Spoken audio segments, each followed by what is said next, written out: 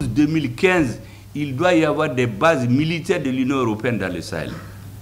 C'est une délégation malienne, celle qui a soutenu là-bas. Donc les autres étaient dans leur planification depuis longtemps. Les gens sont venus trouver des explications. Oui, il y avait Kadhafi, il y avait ceci. Mais c'est faux. Les gens, ils cherchent seulement à manipuler les gens pour avancer leurs pions. Donc, il y a des politiques maliens qui ont consciemment décidé de trahir le Mali pour conserver le pouvoir, pour arriver au pouvoir, pour durer au pouvoir. Même maintenant, tous les gens qu'ils ont alignés pour être président après la transition, moi je les connais. Ils sont dans les médias. Personne leur a dit qu'ils seront présidents. On va s'asseoir, on verra qui va être président. Allah va décider. Comme vous avez dit, les affaires du Mali, là, Dieu est là-dedans. Tous ceux qui vont trahir le Mali, tu es un politique, là. Tu es un Malien, tu es un étranger. Les pays, ou bébé Tchoro, Dieu ne va jamais les aider. Donc le travail que vous êtes en train de faire, moi je l'ai suivi avec beaucoup d'attention. C'est un travail qui mérite d'être écrit. Il y a beaucoup de choses que les Maliens lisent pour rien. Ce que vous faites là, ça doit être connu. Moi j'ai fait exprès de chercher les dates, les noms. Ça c'est pour ma propre information. Parce que moi quand je vais écrire là, je ne vais pas écrire du mensonge. Dans ce que j'écris, il n'y a jamais du mensonge là-dedans. Moi j'étais dans le gouvernement. En 2015, on a tous cru que c'était pour la paix. Tous. J'étais porte-parole du gouvernement. J'ai même fait des conférences pour expliquer pourquoi c'est nécessaire. Mais depuis ce moment, on a fait une réunion dans mon parti, le MPR. On a dit qu'il faut une application intelligente. Depuis ce moment. Mais on n'était pas audible.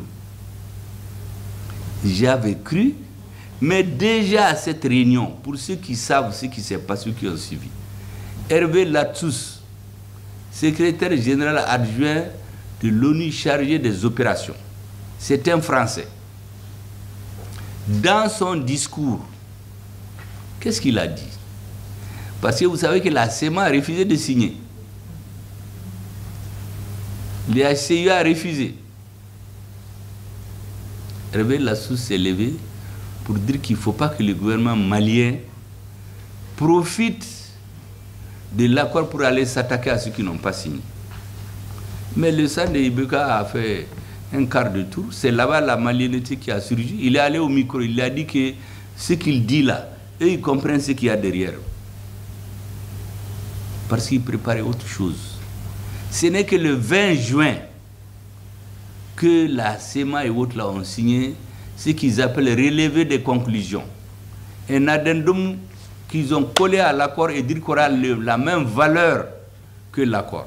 Et c'est dans cet addendum qu'il y a le poison clair. Mais on ne les a pas publiés.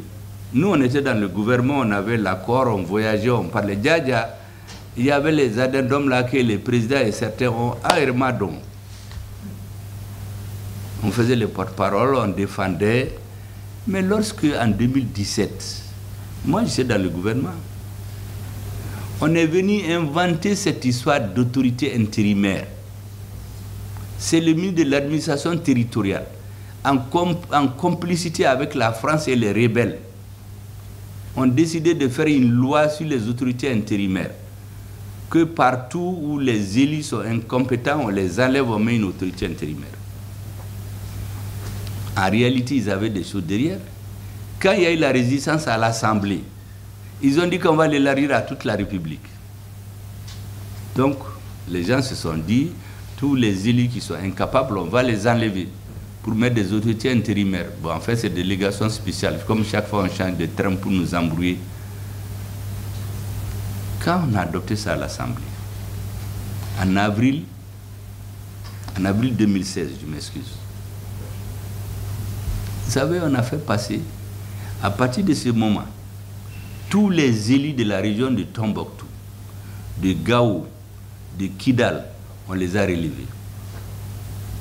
Pour les remplacer par des gens qui sont nommés par le gouvernement et les rebelles. Or, le représentant du gouvernement lui-même, c'était un rebelle. Donc on enlève les élus. Quand le dossier, ils l'ont préparé en cachette. Moi, je suis porte-parole du gouvernement, on ne nous a pas montré.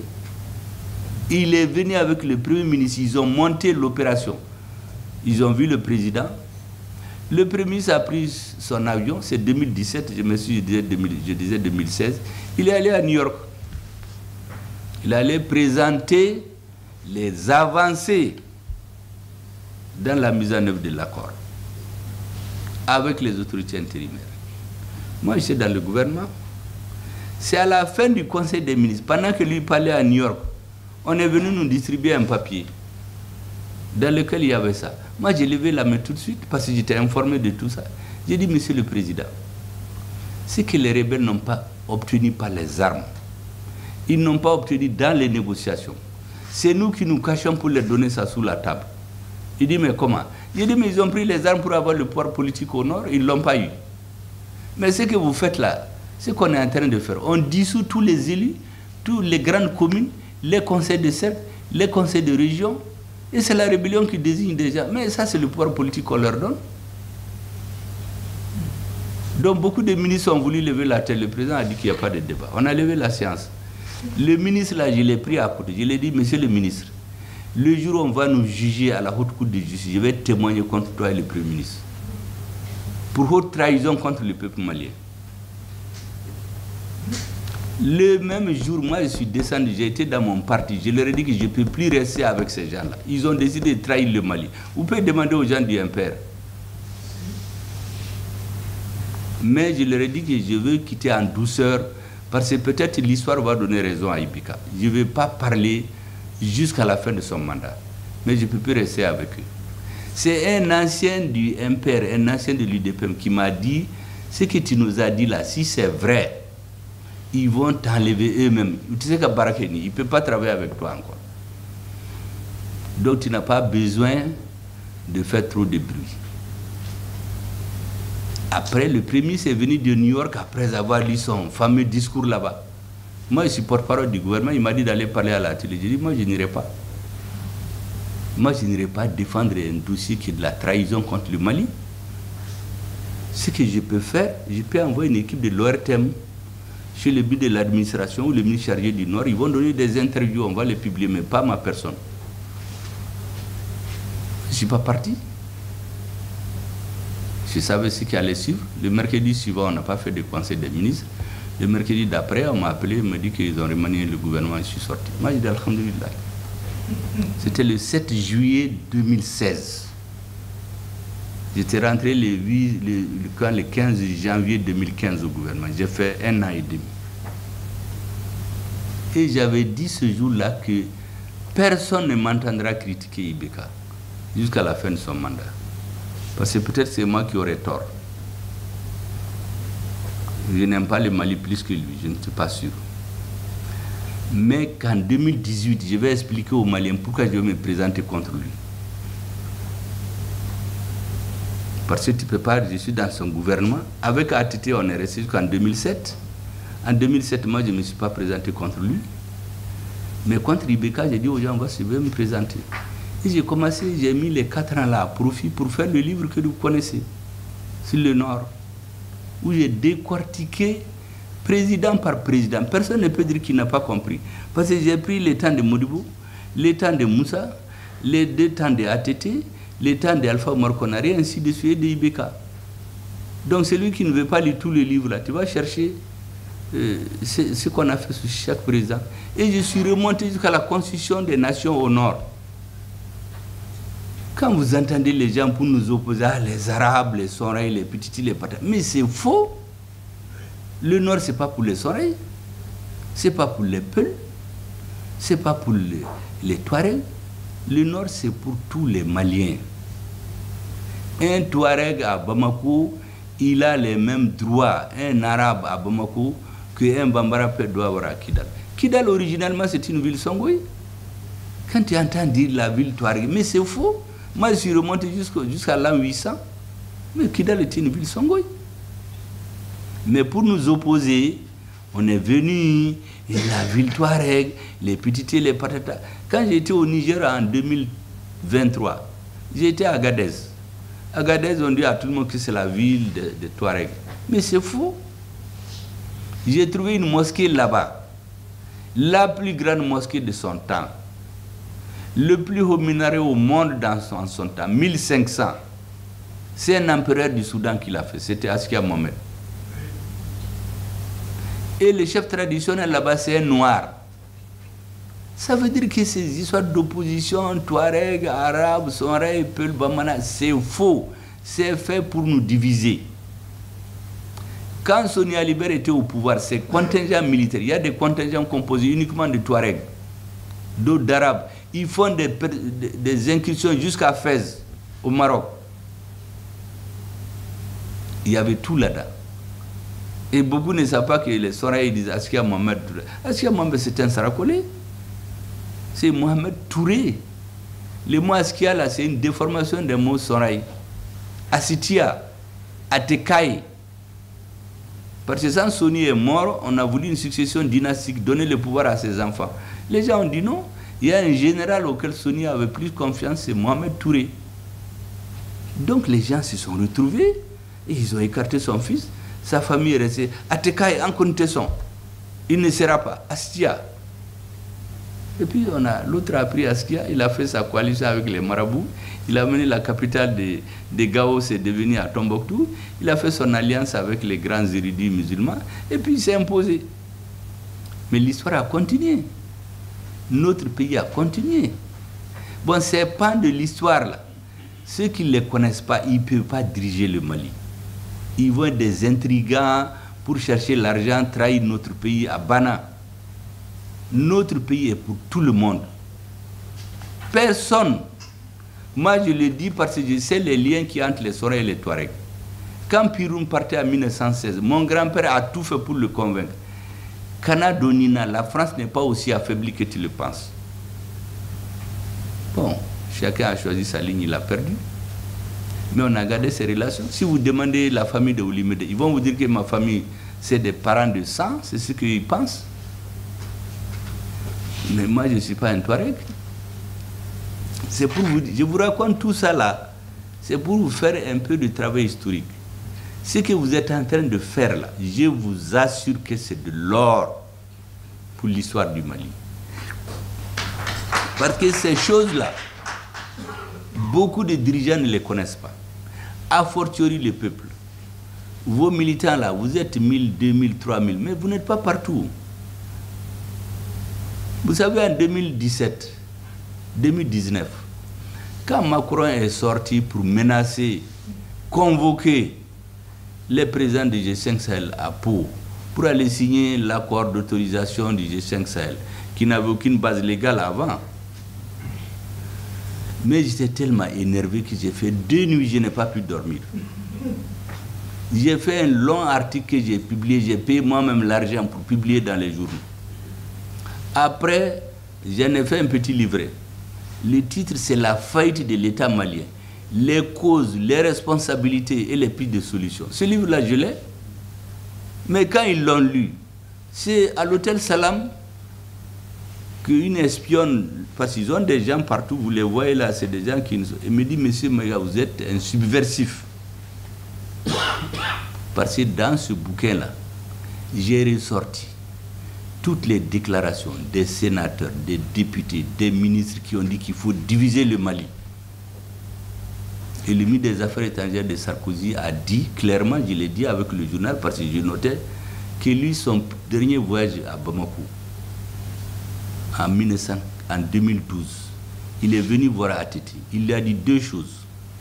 Il faut donner l'autonomie aux Touaregs, il faut combattre les terroristes. Ça, c'est lui qui dit ça. Donc, c'est eux. Ils nous enseignent le mensonge. Ils se débrouillent à avoir des dirigeants, des jouisseurs qui aiment voyager, avoir de l'argent en poche, parler les gros français. Et puis, on divise le Mali. Leur fameuse force d'attente, là, de la CEDEAO, qui continue à attendre depuis 2012, là. Vous savez, quand on l'a créé en avril 2012. À l'investiture de Macky Sall, son premier mandat, ils ont décidé de créer une force d'attente qui doit aller combattre les terroristes au Mali. Cette force, comme je vous dis, elle est en train d'attendre. Maintenant, c'est contre le Niger. Mais là-bas, ils ont dit que la force d'attente sera composée de 3000 hommes.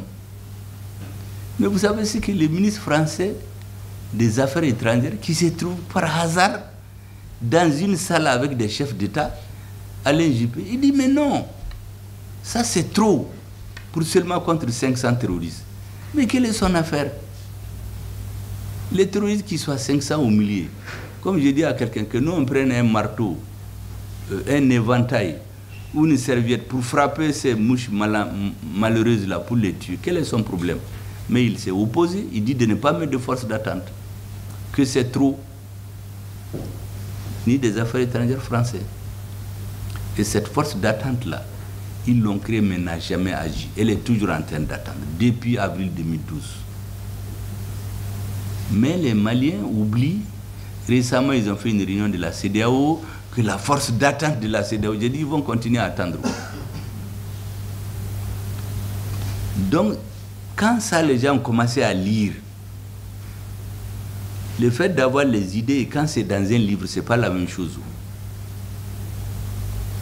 Ça a contaminé tout le monde.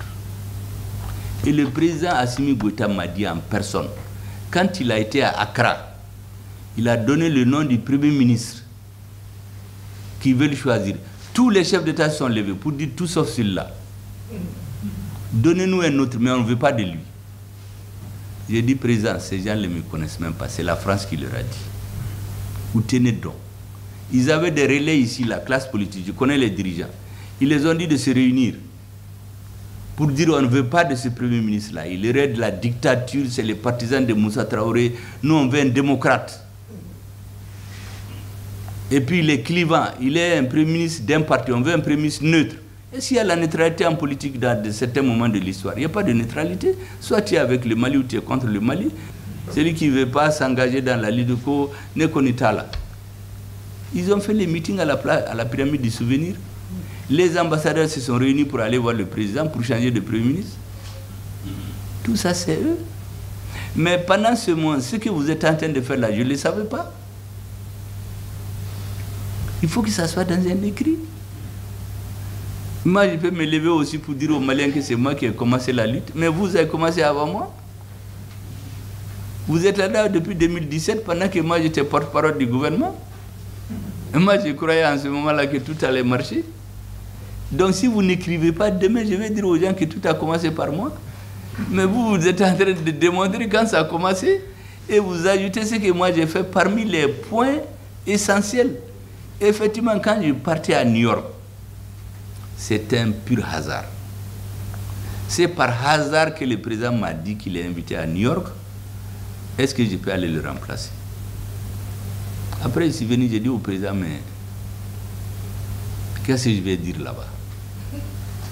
Parce que quand tu vas, il faut au moins les grandes lignes, que tu saches ce que le président veut. Il m'a dit, je vous fais confiance. Vous savez ce que veulent les Maliens. Il faut dire ce que les Maliens veulent que le monde entende. Je suis venu, j'ai fait mon discours ici, avec un seul conseil. Dans mon cabinet, personne ne l'a lu. Même s'il y a des gens, après, il paraît qu'ils ont dit dans la population que c'est eux qui ont fait le discours. Personne. Celui qui l'a écrit, je l'ai appelé chez moi. On a fait les termes. J'ai dit, compose-moi des belles phrases. Il a fait de très belles phrases. La phrase qui a retenu le monde, là, laissé en plein vol, là, ça, c'est, j'ai dit d'ajouter. Quand je suis arrivé à New York, j'ai appelé les diplomates pour qu'ils regardent ce qui n'est pas bon là-dedans, n'est qu'en a fait un tien, quoi.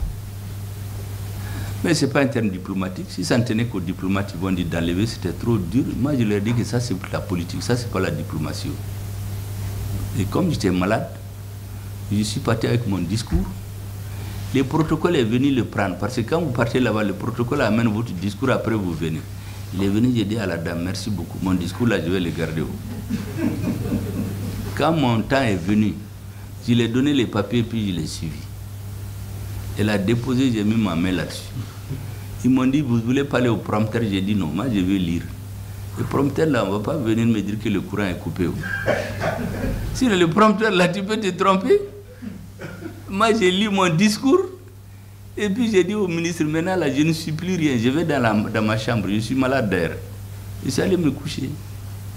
J'ai dit que je n'ai pas la personne jusqu'au lendemain. Le lendemain, quand je suis venu, le ministre des Affaires étrangères, monsieur le ministre, j'ai dit, mais qu'est-ce qu'il y a? Il dit que lui, il est un anglophone. Il a regardé en Indonésie, en Australie, au Japon, en Europe. Tout le monde a parlé de plein vol. Et les journalistes ont rempli les couloirs. J'ai dit, il faut les faire venir, il faut commencer par les Français. Vous avez vu l'interview? Ils sont venus parler de Wagner, des petits patatas. J'ai quitté là-bas, je suis allé à Paris. Parce que j'avais donné rendez-vous à la communauté malienne. Vous savez, pour m'intimider, qu'est-ce qu'ils ont fait? L'escorte de la voiture du Premier ministre, ils ont enlevé. L'ambassadeur était très gêné, il me dit, bon, mais il ne sait pas. J'ai dit, il n'y a même pas d'ambassadeur, c'est un chargé d'affaires. J'ai dit, monsieur le chargé d'affaires, moi je suis un fils de paysan. Si vous voulez, moi je peux conduire la voiture. Je n'ai pas besoin de garde-corps, je veux seulement aller dans mon hôtel. Moi je lui ai dit, il n'y a pas de problème, amenez-moi dans mon hôtel. J'arrive dans mon hôtel, on vient me dire, vous voyez, j'ai eu le directeur qui veut vous envoyer son adjoint. Celui qui est chargé des affaires africaines et arabes. Un certain ambassadeur Bigot. Il vient avec ses conseillers, il commence à me faire la leçon de morale, à faire les baga-baga comme on fait avec les dirigeants africains. Quand il a fini, il a dit, bon, maintenant il faut m'écouter. Il dit, vous savez, vous avez l'esprit colonialiste encore. Vous vous trompez 3 fois. Vous vous trompez d'époque. Le colonialisme, c'est terminé. Vous vous trompez de peuple. Notre peuple est réfractaire à la suggestion. Les autres pays africains, vos ancêtres les ont colonisés en 6 mois, quelques semaines. Chez nous, vos ancêtres ont mis 38 ans de guerre. Du 22 septembre 1878 au 16 mai 1916, quand ils ont tué Firoun. Est-ce que vous savez que même Firoun, c'est un Africain qui l'a tué pour venir donner à un enfant qui a Faga Kata à Choudi Toubabouma. Donc ce que vous voyez à Bamako là, ce n'est pas la première fois les gens qui s'acharnent contre le Premier ministre là. C'est dans les habitudes chez nous, les trahisons, les traîtres. Il y a des gens aujourd'hui, si tu donnes la chair du Premier ministre là, ils vont manger et bien dormir. Il y en a plein. Firoun, c'est des Africains qui l'ont tué. J'ai dit aux Français là donc, vos ancêtres ont mis 38 ans de guerre. Et même quand ils nous ont occupés, pendant les 70 ans de colonisation, ils n'ont jamais eu la paix. Quand ce n'est pas les Touaregs, c'est les Arabes, c'est les Dogons, c'est les Peuls, c'est les Bamana, c'est les Mianka, c'est des ceci. Ils n'ont jamais eu la paix. On est un peuple réfractaire à la suggestion. Il faut que vous mettez ça dans vos têtes. Ensuite, vous avez l'esprit colonialiste. Les dirigeants du Mali d'aujourd'hui, là, ce n'est pas ce à quoi vous étiez habitués, hein, qui viennent loger dans des hôtels à 6 000, 10 000 euros la nuit. Après, quand ils partent, vous moquez d'eux, parce que vous vivez sur des fonds publics. Vous ne pouvez pas loger dans un hôtel comme ça. Mais quand nos dirigeants viennent, on les met dans des hôtels chers comme ça, ils prennent le bol de café à 5 euros, et puis ils rentrent dans leurs avions, ils s'en vont vous moquer d'eux. Après, vous dites que vous allez nous aider. Je dis, ce n'est pas des dirigeants comme ça qu'il y a au Mali aujourd'hui. Je dis, Assimi Goïta là, il quitte Kati, il est dans son bureau. Il n'a pas besoin de vos appréciations. Nous, on a besoin des appréciations du peuple malien. Le monsieur, il m'a menacé en disant que nous, on perd notre temps avec la Russie d'ailleurs. Que lui, il a été en Russie en juillet, il les a mis en garde. Il a dit, tu es en retard. Toi, tu as vu les Russes en juillet. Moi, j'ai vu les Russes en septembre à New York. Le ministre des Affaires étrangères là-bas a dit aux nôtres que tous les engagements de la Russie vont les respecter. Donc, tes données sont périmées. Le monsieur n'a plus rien dit. Il me dit, bon, je peux partir. J'ai dit, il faut partir. Il est parti. Ils ne sont pas habitués à ça. J'ai rencontré les Maliens. On a parlé, j'ai pris mon avion. Le lendemain, il y a un des gens qui tapent le tambour ici. Là. Ils l'ont mis dans le même avion que moi. Dès que je suis descendu, ils ont commencé à se réunir derrière l'hôtel Olympe là-bas. Ils réunissent des hommes de médias, on partage les rôles. Le